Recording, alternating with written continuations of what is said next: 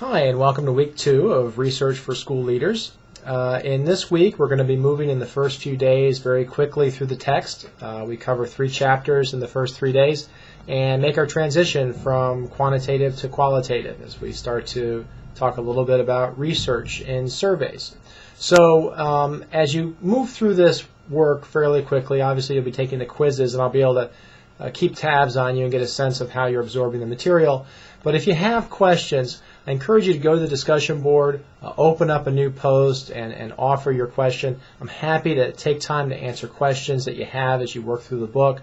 I know that particular part of this course is fairly self-paced, but I do want you to know that I'm available to you, and other students will be available too. So if you see a question and I haven't gotten to it yet, you know the answer, feel free to jump right in and share what you know. This is also a week that you should be really full throttle into your own research. We just spent some time working through your sub-questions to your main topic.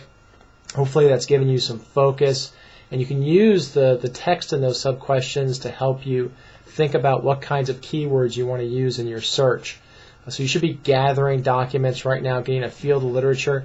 And the key is to stay very organized this week. So have very targeted goals when you're doing your research. You're going to the online library and you're looking for very specific answers to some of your questions. A lot of your topics could become quite larger than they are, and you don't want to start chasing questions and information that's going to really just overload you and make it impossible for you to focus on the task ahead of you. I've posted a screencast for today that's going to give you some more information about how to search in the library, where the first screencast, which is still available, gave you some information about how to look in a ERIC database. This one is going to help you look for dissertations. So one of the things that I like to do when I'm doing a search on a new research project is relatively early on, I like to do a ProQuest dissertation search to see if somebody recently, within the last few years, has touched on the same topic. Oftentimes, dissertations are much more in-depth than a journal article. Their lit reviews are much more extensive, and it's just if I can see a couple of those, it's just a first glance to get a feel for if there's anything I've missed when I did my initial look at the research literature. And then from there, maybe I'll get a few leads, and that'll lead me back to the literature. And I want you to keep in mind that when you read a lit review or you read a dissertation, you get some ideas of where to go next. You're not trusting the analysis of that person. They're giving you leads that take you to the actual research articles, and then those research articles that seem particularly on tasks, particularly interesting to you, then you go and you get those, and then you look through those, and then that's where you begin to critique the methodology, their approach, their theoretical framework, to see if it's a good fit for what you're studying, and if it's good research. And then you start to weave that into your own lit review. I'm going to emphasize for you today the importance of being organized.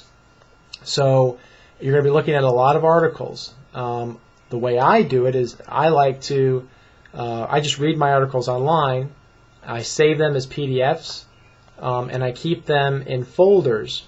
So I'll have a folder that identifies the project and subfolders that identify different sections of the project, and that's where I'll keep my articles until I'm done with them. If you prefer to read in print, and some people really like to do that, and you're printing out your articles, it's really important to do the same thing.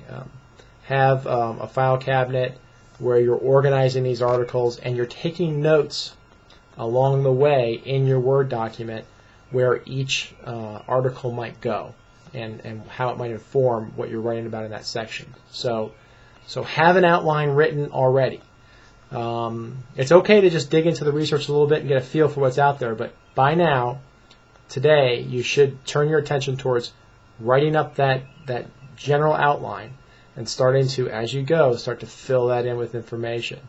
I promise you it's gonna help you at the end. This isn't the kind of work where you can simply absorb a lot of material and then at the end of the semester bang it out, because it's not a term paper. It's much more extensive than that. There's a lot more that you're trying to juggle. So those are my thoughts going into the week. Best of luck as you go through the book and with your lit reviews. If you have questions, please put them on the discussion board. Your colleagues might have very similar questions. I welcome a rich discussion around some of the process that you're going through. And keep in mind, week 2, there's no Illuminate session this week. That was planned from the very beginning. But I will probably post another video at some point during the week, and if so, I'll give you a heads up that that's coming.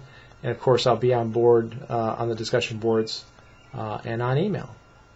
So good luck, everybody, and look forward to seeing you online.